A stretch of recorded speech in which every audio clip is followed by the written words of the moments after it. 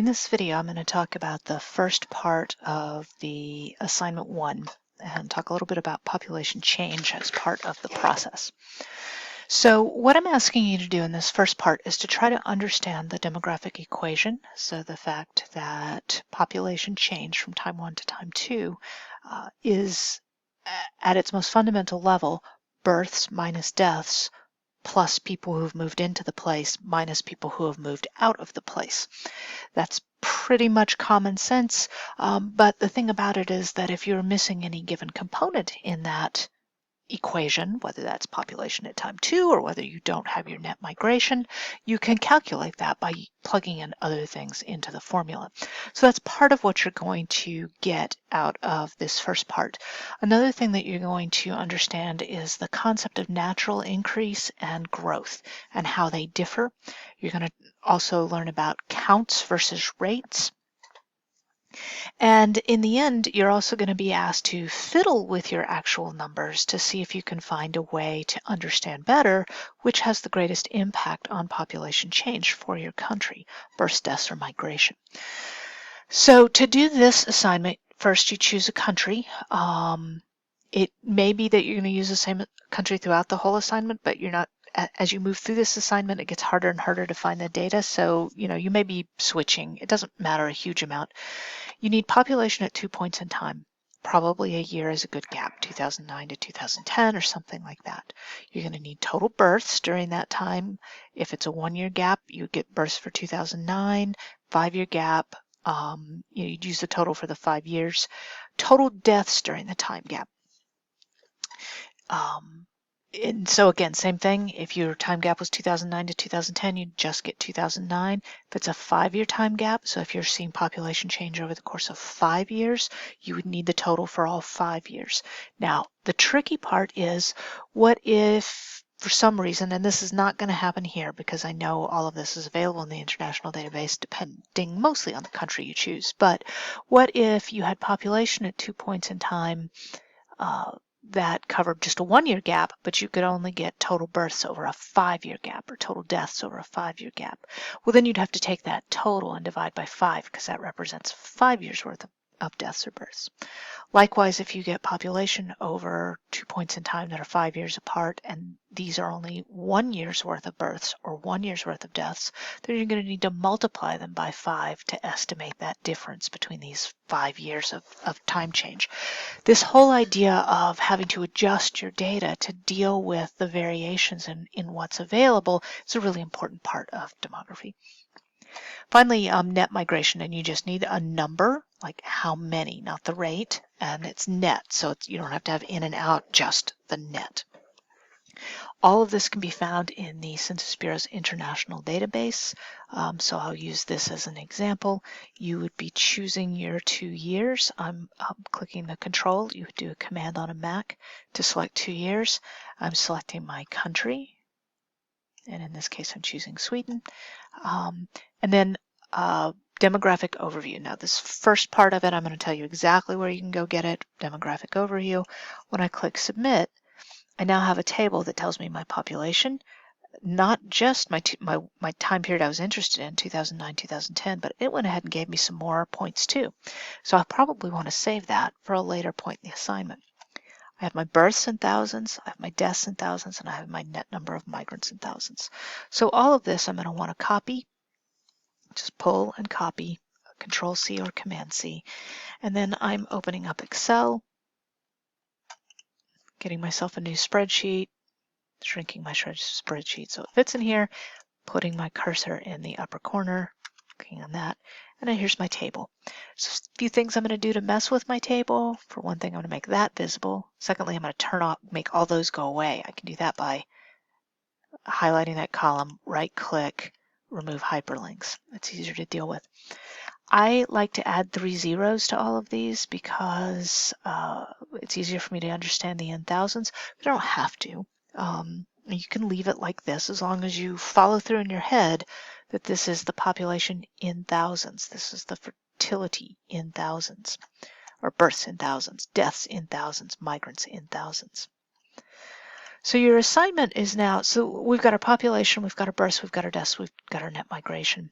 use the demographic equation to determine net migration. Well, you have it, but I'm still wanting you to just practice this part.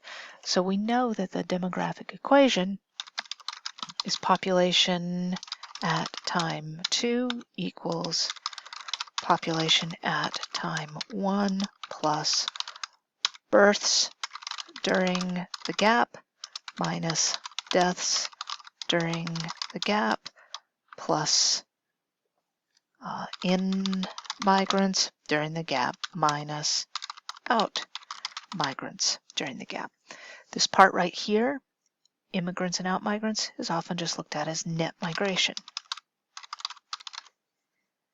This part right here, births minus deaths, is also known as natural increase. And obviously the difference between population at time 1 and time 2 is change. It's just some terminology for you. All right, so to actually do the calculations that I just asked you to do, I need to know my population at time 1.